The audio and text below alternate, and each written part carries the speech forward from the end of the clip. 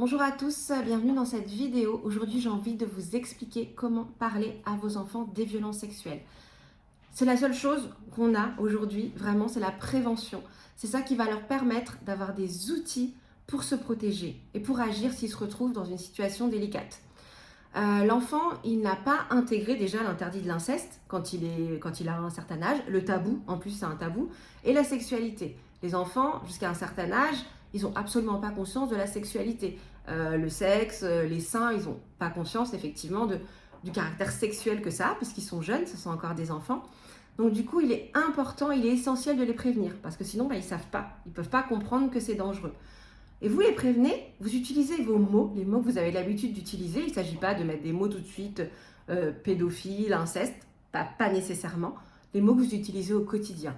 Les mêmes mots que vous utilisez quand vous les prévenez, et de la même manière que ce que vous faites, vous les prévenez des dangers de la route. Par exemple, vous leur expliquez qu'il faut traverser sur le passage piéton, qu'il faut attendre que le petit bonhomme soit vert, parce que sinon ils peuvent se faire renverser par une voiture.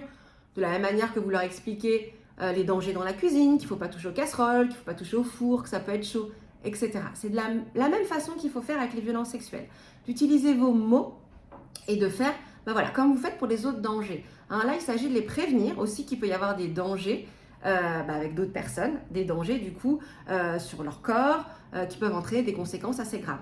On n'en est pas encore aux conséquences, mais déjà, une des premières choses à faire et que vous pouvez faire assez jeune, par exemple quand vous prenez le bain ou quand vous habillez votre enfant quand il s'habille, lui apprendre déjà à bien nommer toutes les parties du corps, la tête, les bras, les jambes, mais aussi le sexe, le zizi, la zézette, la nénette, peu importe, donner un mot, mais qu'il ait aussi bien conscience de toutes ces parties de son corps, parce que quand on dit à un enfant, personne n'a le droit de te toucher le pubis, le zizi, le pénis, si l'enfant, c'est pas son mot, il va pas comprendre. Vous prenez bien le mot que vous avez l'habitude d'utiliser et vous lui expliquez que personne n'a le droit, sans son accord, de toucher, sauf si c'est un médecin et que vous êtes là, il y a toujours vous verrez les questions que vous pose votre enfant, mais si jamais il en a, mais jamais personne n'a le droit de toucher ses parties intimes sans qu'il ait donné son accord. Bisous, caresses, gestes, peu importe, rien du tout. En fait, tout simplement, vous pouvez lui expliquer que les parties qui sont cachées par des vêtements, personne n'a le droit de les toucher sans son accord. Pour que ça soit peut-être au début un petit peu plus simple.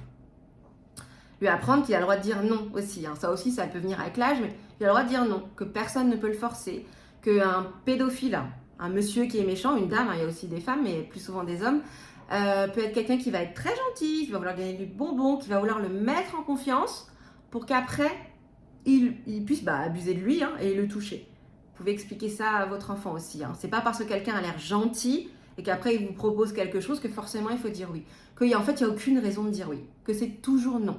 Il faut que l'enfant en ait conscience. Et après, lui expliquer aussi, parce qu'il y a beaucoup de pédophiles qui utilisent le secret.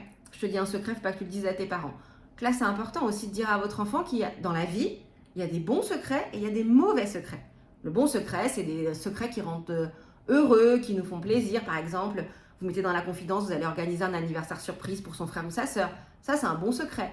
Par contre, un secret qui le rend malheureux, qui le rend inquiet, qui le met mal à l'aise, ça, c'est pas un bon secret. Et dans ces cas-là, il a le droit de le répéter. Et il faut qu'il le répète.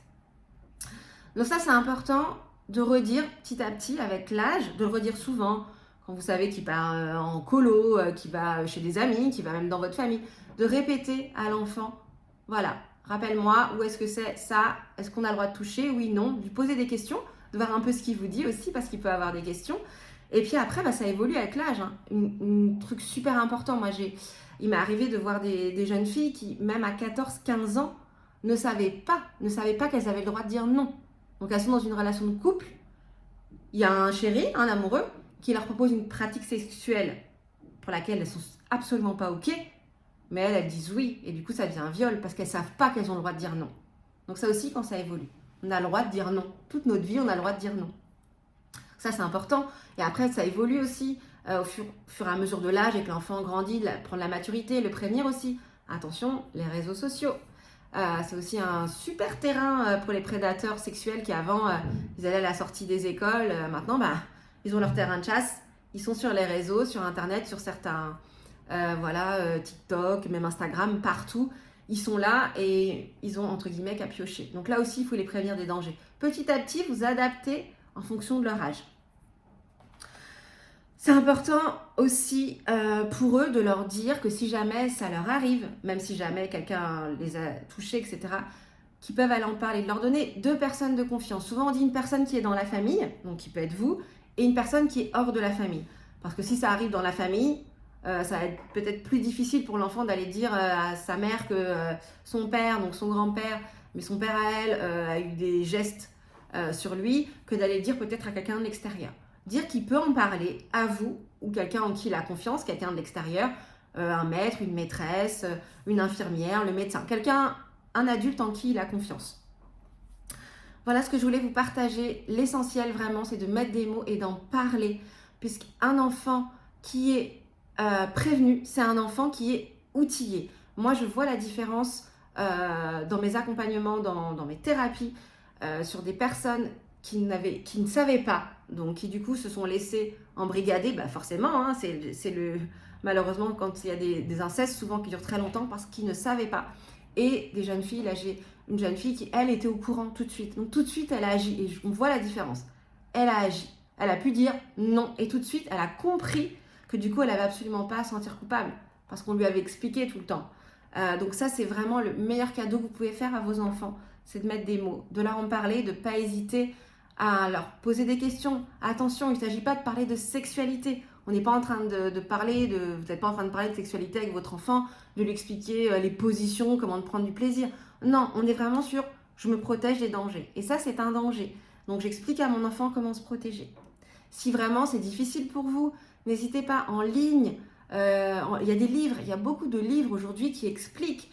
Vous avez beaucoup de choses, beaucoup de ressources pour vous aider. Hein. Vous pouvez aussi acheter un petit bouquin. Il y a des bouquins qui sont faits pour les enfants à un peu tous les âges pour justement les aider à prévenir si vous, comme ça, spontanément, c'est difficile pour vous d'en parler. Mais vraiment, faites-le. C'est un très beau cadeau que vous leur ferez.